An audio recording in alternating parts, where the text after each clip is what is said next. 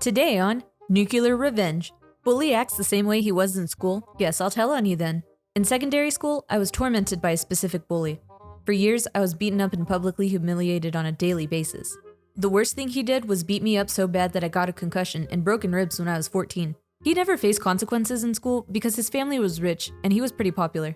For context, I live in a pretty small town in England, so everyone knows everyone, including the bully. He left the school when I was 17 and I didn't see him for about a year.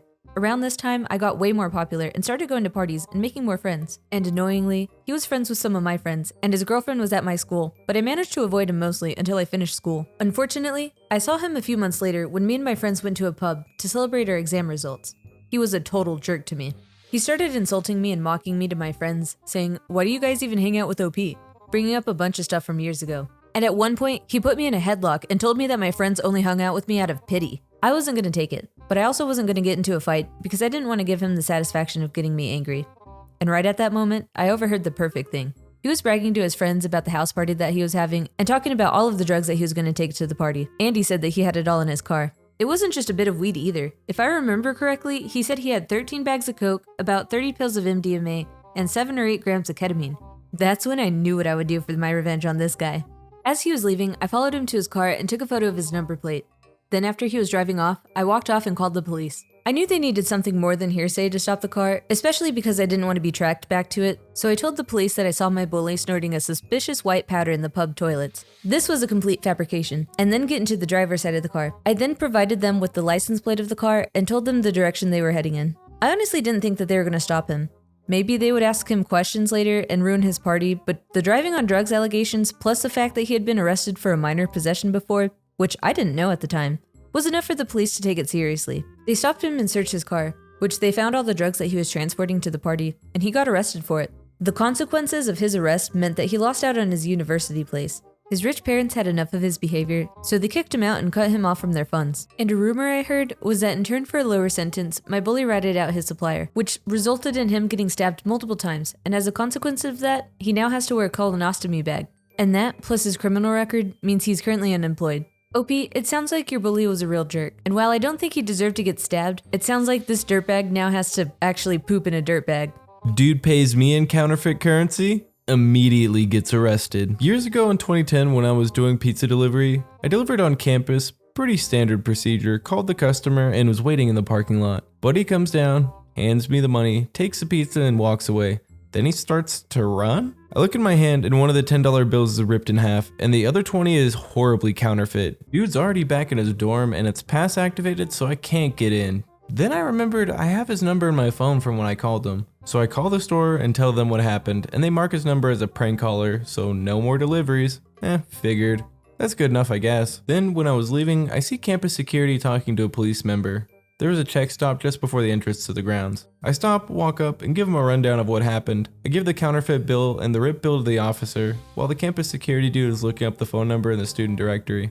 Campus security finds out who it is, and off they go. 10 minutes later, Buddy's in the back of a police car with his dorm mate for theft under $1,000 because they technically didn't pay for the pizza, possession of counterfeit currency because he had way more in his dorm, possession of narcotics, possession of a controlled substance, Addies and Xannies I do believe, possession with the intent to sell, possession of stolen property, and there was another charge but I can't remember. I guess he posted bail a couple days later and came down to the pizza shop to quote, have some words with me, but I wasn't working that night so Buddy started trashing the lobby and got arrested again. This time he was charged with trespassing, criminal mischief, and vandalism. And they found a knife on him as well when they searched him, so there was a weapon charge there too, but I think that might have got dropped. I'm not sure what happened after the second arrest, but I was never called to testify in court, but I assume he took a plea deal. He most definitely got expelled from the university though. OP, I like how you went to NuclearRevenge without even really trying. You kind of were just like, hey, he was kind of doing a bad over there if you might want to go look at it, and then boom, they dropped the hammer on him. Revenge is a dish best served cold. Mine has been cooling for 10 years and counting. I have been married to my husband for 20 years now. We have a 16-year-old daughter and a 13-year-old son. My husband is what I would consider a high earner by middle-class standards. Also, strap in folks, this is gonna be a long one. I've never told anyone this, so here we go. 10 years ago, and by complete coincidence, I found out that my husband had been cheating on me, with men, and that it started before we got married. We live in a smallish town in the South in the US. Him coming out as gay will have consequences. I believe that this is the only reason that he hasn't come out to anyone. First, here's how I found out that he was cheating on me. He got sloppy. He left a credit card bill, for a secret card, in the pocket of his coat. While I was going through it, I found all the telltale signs of infidelity. Payments to a hotel in a nearby county, restaurant bills, gifts, flowers, bedtime balloons, and other things. I started camping outside of the hotel on days that he told me that he would be late, and I saw him bringing different men in there. Now, I am very good at compartmentalization, and I have a great poker face. It comes with growing up in an abusive household, so I was able to give myself time to cool off and come up with what I should do next. The first thing I did was get an STD panel, since I didn't know how safe he was being with his partners. It came out negative. Then, I convinced him that we should use bedtime balloons, since I was having side effects from the pill. He was okay with it. I had a long think, and I came up with the decision that I was not going to confront him, nor was I going to leave him. He was able to provide me with a really good lifestyle, one that I would never be able to afford with my high school diploma. A cleaning lady, a nanny to help with the kids, regular spa days in a country club, a new car every other year, luxury family vacations every year, and he was a good dad, a good partner, the cheating aside, and really good in bed. But I was not going to let him have a single guilt-free week in his life. That would be my revenge. I started small, planning great date nights for us, telling him that I felt our relationship has cooled, that I wanted the spark back. Then I would sometimes slip into conversation some tea about a cheating husband and a gay man that's been using his poor wife as a beard. I would also compliment the only gay couple we know for having the courage of being real men who were out and proud of themselves. On the other hand, I would praise him as being the perfect husband to anyone and everyone, especially if he was in earshot. The amount of guilt gifts I got was astounding. The man was even sending me flowers weekly. This continued the same way for years. I could literally see how much it was weighing on him. Me? Well, my parents were part of a commune with the concept of free love. I was the same. I just considered myself in an open marriage. It seems that cheating is easier to ignore if you're not that big on monogamy in the first place. And my husband was keeping me satisfied, so I felt no need to find a partner of my own. Then, 4 years ago, I guess he met the love of his life. He started seeing just one guy. I was seriously thinking of ending the whole thing, especially since I started a business by then, and I was able to bring in enough money to support myself and my kids while maintaining my lifestyle. But then, he went and introduced his side piece to us. He brought him into our house, introduced him to our kids, and that was enough for me to keep tormenting him. Apparently, he was a new friend he made while golfing. He started hinting at moving to another state, one where it would be easier for him to come out. I refused. I told him that my business was here, and that I was not going to start over in another state. Also, the kids had their friends and extended family here. It would be unfair to uproot them. Then, he started trying to start arguments. I guess he wanted us to fight, then for me to ask for a divorce. I just stopped all of those arguments in their tracks. I would just agree with whatever he said. He was right and I was wrong. How about a nice dinner and some great hanky-panky? He hated that. I knew from spying on his phone that doing the do with me felt like cheating on his boyfriend. The audacity of this man. I also knew that his boyfriend was pressuring him to leave me almost every day. He was stuck between a rock and a hard place. He started drinking, and when it got too heavy, that was when I decided enough was enough. I wanted to ruin his life, not his health.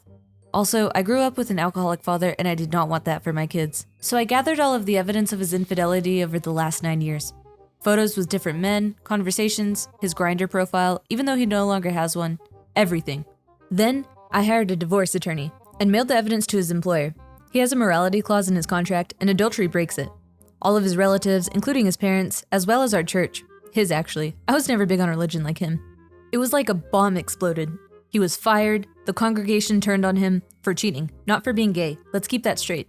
I would never allow my kids to be a part of a church that discriminated against their father, even if he was not out. His parents wouldn't take him in after I kicked him out, and he was shamed publicly. Gotta love that small town gossip mill. And the cherry on top, his boyfriend was run out of town, and he couldn't follow him because he wanted to fight for custody of our kids. Now, almost a year later, I am a free woman. I got to keep the house, my car, and my business. He got 75% of the retirement and investments accounts, and he won't be paying any alimony. I got full custody, and he got visitations. I also got child support. He had to move 6 hours away to find a new job. He couldn't put the last job he worked at his whole life as a reference. His relationship with his family was rocky, his reputation in town was ruined, so he can't move back anytime soon. The love of his life left him for good, and my kids only tolerate him because I did my best to shield them, and to tell them that he is still a good father to them. I also made sure to treat him politely, never talked bad about him, and I had a lengthy talk with my kids about how their father being gay is okay, and it's who he is and it's not his fault. That the only wrong thing he did was hiding it from me. So I guess the results of his cheating was years of guilt followed by a ruined life. Edit. Let's make something clear. I am not a good person in this story. We were both bad. I am not here trying to get pats on the back or to be told that I did well. I know what I did was messed up, and I am here because I wanted to tell someone, and I can't do that IRL. Wow, OP. This story is the absolute definition of nuclear revenge. I definitely think he deserved what got coming to him, but I still don't think you're right in doing so. The ends don't justify the means here. But anyways, I'm glad that you got out of that toxic relationship and you're living your best life. If you've gotten this far in the video, thank you so much for watching. If you really enjoy our content, please like, comment, and subscribe. Peace.